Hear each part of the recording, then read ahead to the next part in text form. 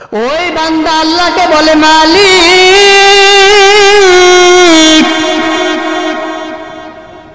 যখন আমি দুনিয়া ছেড়ে চলে যাব, দুনিয়া ছেড়ে চলে যাওয়ার পর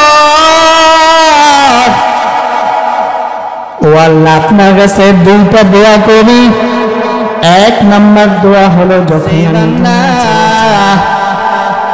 আল্লাহ রাব্বুল আলামিনকে ভালোবাসলো, আল্লাহ রাব্বুল আলামিন জানে দেন দুনিয়ার মানুষেরা, তোমরা যারা আমি আল্লাহকে ভালোবাসলে আমি আল্লাহ রাব্বুল আলামিন ওই বান্দাকে দুইটা পুরস্কার দান করব। এক নাম্বার পুরস্কার হলো আমি আল্লাহকে যে বান্দা ভালোবাসবে আমি আল্লাহ ওই বান্দাকে ভালোবাসবো। সুবহানাল্লাহ। দুইটা পুরস্কার থেকে এক নম্বর পুরস্কার কি? যে আল্লাহকে ভালোবাসবে আল্লাহ তাকে ভালোবাসবে। আর দুই নাম্বার পুরস্কার আল্লাহ জানে দেন আমি আল্লাহকে যে ভালোবাসবে, যে আমি আল্লাহর জন্য পাগল, দুই নম্বর পুরস্কার আল্লাহ রাব্বুল আলামিন জানায় দেন আল্লাহ রাব্বুল আলামিন ওই বান্দার জীবনে সকল গুনাহগুলো মাফ করে দিবেন। এই মজলিস এত দামি একটা মজলিস যে মজলিসের চতুর্পাশে ফেরেশতারা ঘেরাও করে রেখেছে। আল্লাহ পাক রব্বুল আলামিন বলেন, ফেরেশতারা তোমরা এখানে একত্র হয়েছো কেন? এই মজলিসটাকে ঘেরাও করেছো কেন? ফেরেশতারা বলে, আল্লাহ আপনার কিছু বান্দারা এখানে দ্বীনি আলোচনা করতেছে, আলোচনা শুনতেছে, দ্বীনি মুজাকারা করতেছে। আল্লাহ পাক রব্বুল আলামিন বলেন, ফেরেশতারা এই বান্দারা যেখানে বসেছে এরা কি চায়? ফেরেশতারা বলে এরা জান্নাত চায়, জাহান্নাম থেকে মুক্তি চায়। আল্লাহ পাক রব্বুল আলামিন বলেন, ফেরেশতারা আমার এই বান্দারা যেখানে বসেছে এরা কি জান্নাত দেখেছে? ফেরেশতারা বলে না, আপনার জান্নাত তো তারা দেখে নেই। এবার আল্লাহ বলে, ফেরেশতারা এই বান্দারা যদি আমি আল্লাহ বানানো জান্নাত দেখতো তাহলে কি করত? ফেরেশতারা বলে, আল্লাহ আপনার এই বান্দারা যদি আপনার বানানো জান্নাত দেখতো এরা সর্বদা আপনার গুণগান গাইতো, আপনার গোলামি করতো, আপনার ইবাদতে মুগ্ধ থাকতো। এবার আল্লাহ পাক রব্বুল আলামিন বলেন, ফেরেশতারা এরা যে জাহান্নাম থেকে মুক্তি চায় এরা কি আমি আল্লাহ বানানো জাহান্নাম দেখেছে? ফেরেশতারা বলে না, আপনার বানানো জাহান্নাম তো আপনার এই বান্দারা দেখে নেই। আল্লাহ বলে, ফেরেশতারা আমার এই বান্দারা যদি আমি আল্লাহর বানানো জাহান্নাম দেখতো তাহলে এরা কি করত? ফেরেশতারা বলে, আল্লাহ আপনার এই বান্দারা যদি আপনার বানানো জাহান্নাম দেখতো এরা কখনো গুনাহ করতো না, সর্বদা আপনার জন্য নামাজ পড়তো, সেজদায় পড়ে থাকতো। আল্লাহ পাক রব্বুল আলামিন বলেন, ফেরেশতারা তোমরা সাক্ষী থাকো এই মজলিসে যে বান্দা যে কোন উদ্দেশ্যে বসুক না কেন আমি আল্লাহ রব্বুল আলামিন সকলের জীবনে সকল সগীরা গুনাহগুলো মাফ করে দিলাম। সুবহানাল্লাহ। তো সুবহানাল্লাহ ছোট্ট একটা তাসবিহ হলো অনেক দামি। কেমন দামি?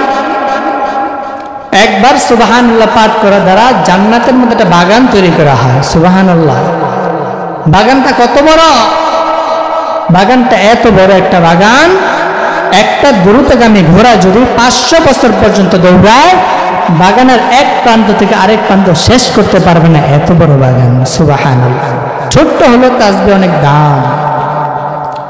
তো আমি আপনাদের সামনে কোরআনে কারীম থেকে আয়াত তেলাওয়াত করেছি, রাসূলের অসংখ্য হাদিস থেকে হাদিসের বাণী আপনাদের সামনে তেলাওয়াত করেছি। আল্লাহ চাহে তো আয়াত ও হাদিসে আলোকে অল্প সময় কিছু আলোচনা করার চেষ্টা করব ইনশাআল্লাহ।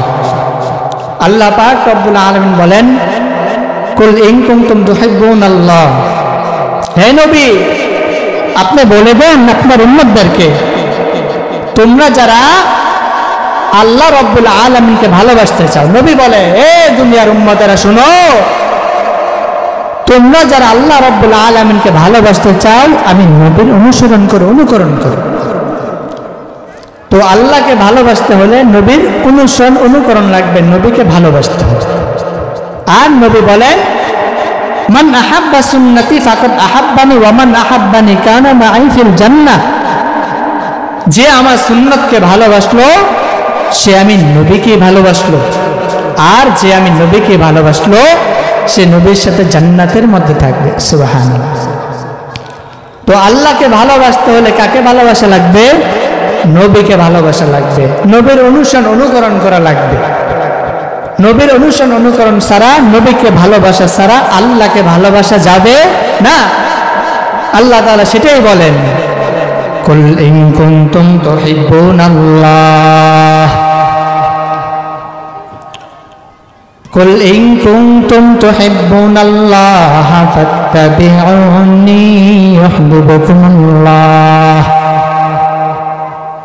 আল্লাহ পাক রব্বুল আলামিন বলেন, নবী আপনি জানায় দেন, আপনার উম্মতদেরকে আপনি বলে দেন,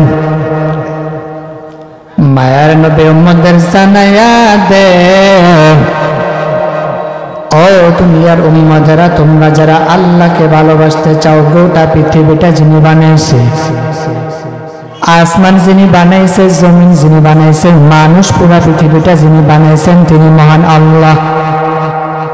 ওই আল্লাহ রব্বুল আলামিনকে তোমরা যারা ভালোবাসতে চাও, তাহলে তোমরা আমি নবীর অনুসরণ করো, নবীকে ভালোবাসো, অনুসরণ অনুকরণ করো।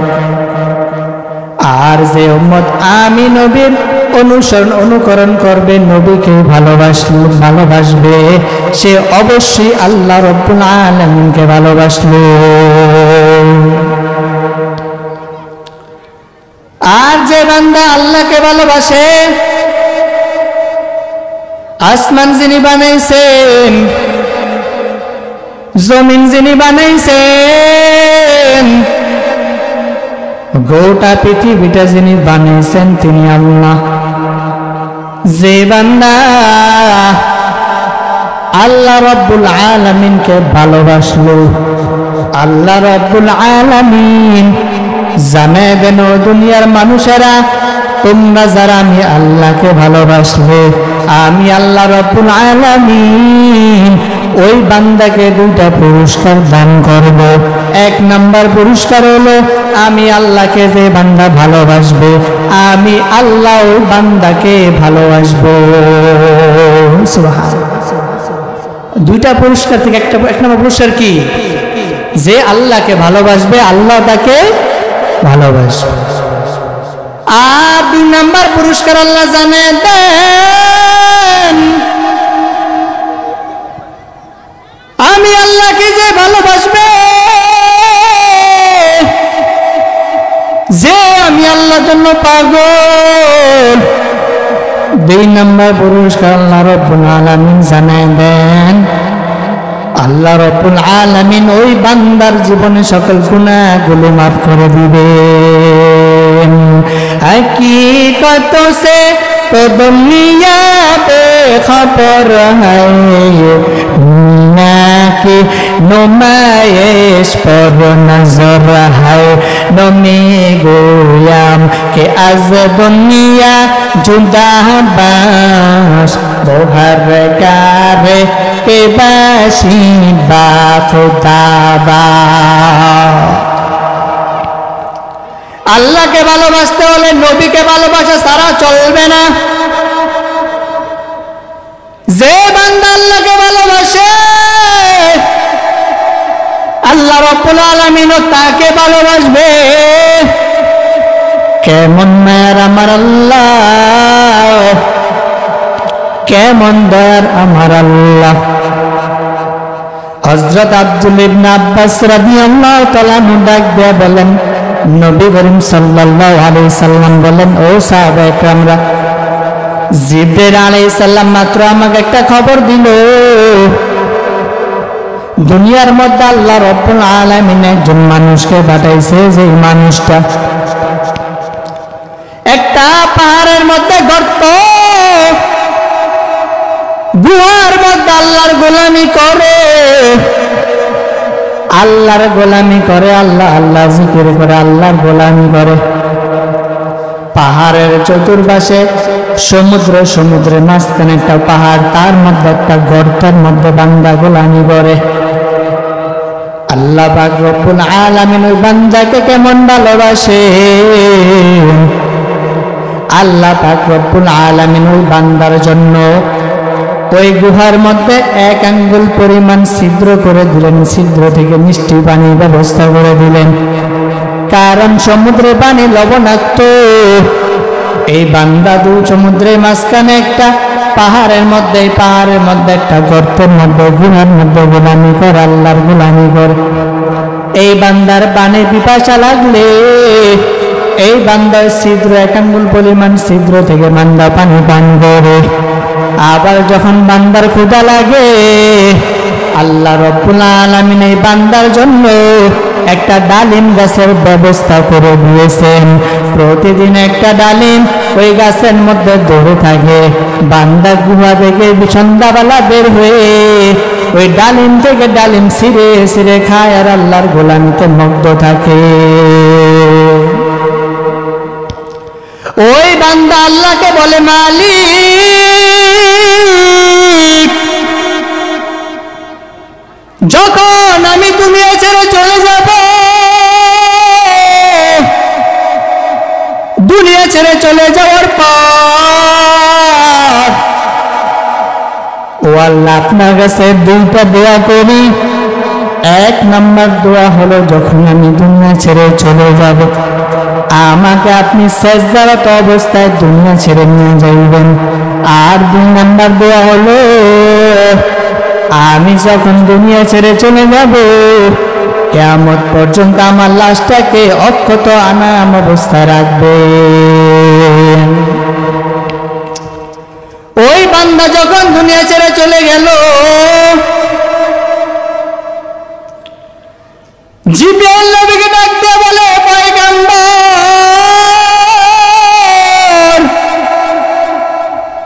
ওই বান্দা যখন দুনিয়া ছেড়ে চলে যাবে, দুনিয়া ছেড়ে চলে যাওয়ার পর কিয়ামতের ময়দানে আল্লাহ বলবেন, ও ফেরেশতারা, আমার এই বান্দাকে জান্নাতে দিয়া দাও। আমি আল্লাহর দয়া দিয়া, আমি আল্লাহর দয়ার মাধ্যমে এই বান্দাকে জান্নাতে দিয়া নাও।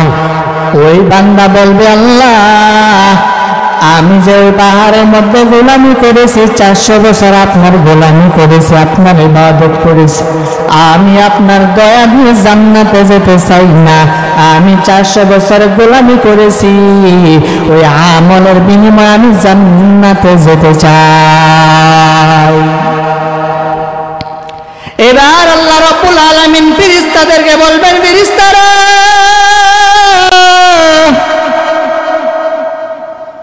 আমার ওই বান্দাকে একটু জাহান্নাম থেকে ঘুরে নিয়ে আসো।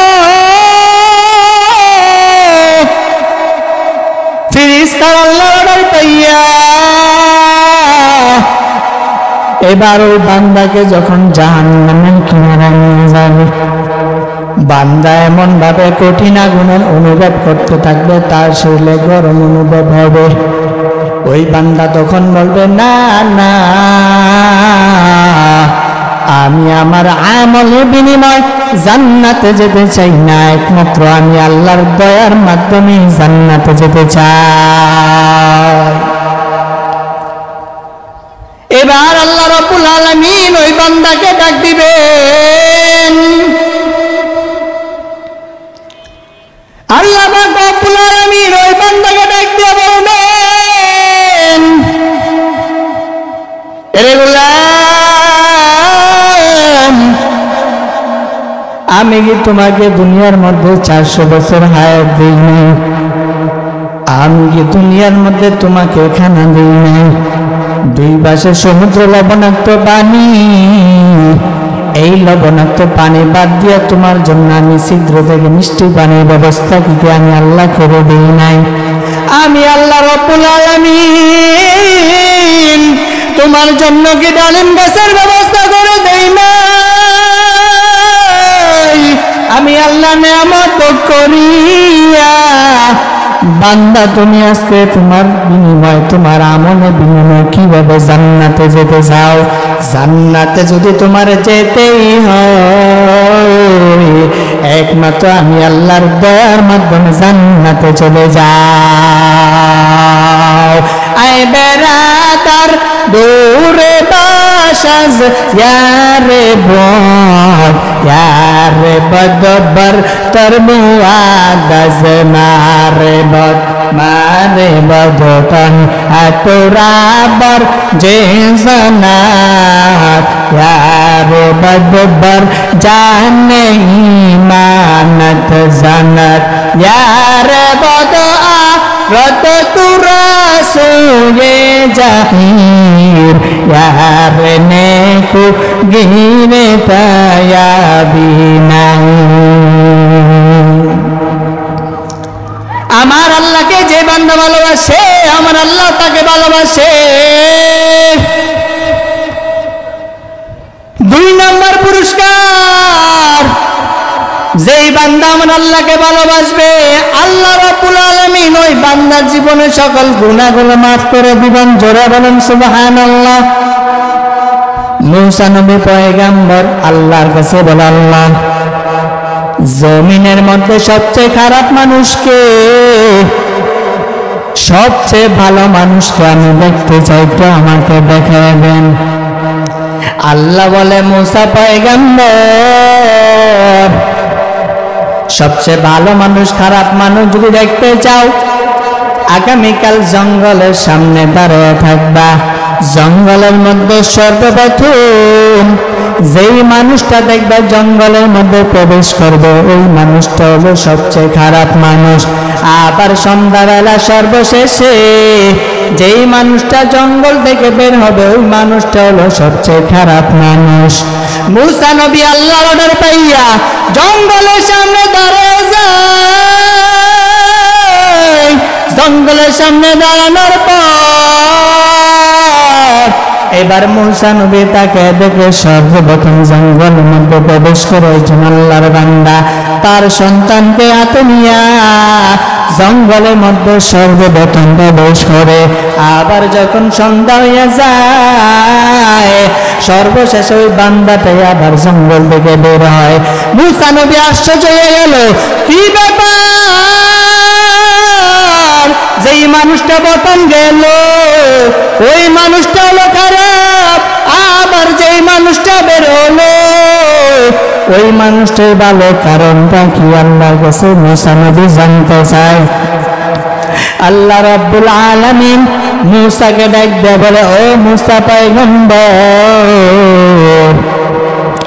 এই বান্দা চার সন্তানকে নিয়ে যখন জঙ্গলের মধ্যে প্রবেশ করেছে, এই বান্দা যখন জঙ্গল দিয়ে হাঁটতেছিল তার সন্তান ডাক দিয়ে বলে, আব্বু এই জঙ্গলের চেয়ে বড় আরো কিছু আছে কিনা বলো।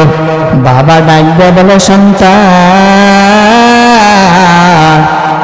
এই জঙ্গলের চেয়ে যদি আরো কিছু বড় থাকে সেটা হলো আমার আল্লাহর বানানো সমুদ্র। সন্তান এবার ডাক দিয়ে বলে, আব্বু এই সমুদ্রের চেয়ে বড় আরো আছে কিনা বলো। বাবা ডাক দিয়ে বলে, সন্তান এই সমুদ্রের চেয়ে বড় হলো আমার আল্লাহর বানানো আসমান। সন্তান এবার ডাকতে বলে, বাবা বলো এই আসমানের চেয়ে বড় আছে আরো আছে কিনা বলো। যখন সন্তান তার বাবাকে বলল, বাবা আসমানের চেয়ে বড় আছে কিনা বলো, বাবা চোখের পানি টপ টপ করে ঢেলে দিয়ে কান্না করে আর বলে, সন্তান ডাকতে বলে, আব্বু তুমি কেন কাঁদো, ও বাবা তুমি কেন কান্না করো, আমি কি তোমাকে গালি দিয়েছে কিনা, আমি কি তোমাকে কটু কথা বলেছে কিনা। সন্তানকে এবার বাবা ডাক দিয়ে বলে, সন্তান এই আসমান জমিনের চেয়ে বড় আরো যদি কিছু থাকে সেটা হলো তোমার বাবার গুনাহ। বাবা সন্তানকে ডাক দিয়ে বলে, সন্তান আমার গুনাহ, এই গুনার কারণে আমি কান্না করি। এবার সন্তান ডাক দিয়ে বলে, আব্বু তুমি আর কান্না করো না, আর কান্না করিও না। সন্তান ডাক বলে, বাবা এই আসমানের চেয়ে তোমার গুনাহ হলো সবচেয়ে বেশি। ও বাবা বলো তোমার গুনার চেয়ে আর কিছু বড় আছে কিনা? বাবা ডাক দিয়ে বলে, সন্তান,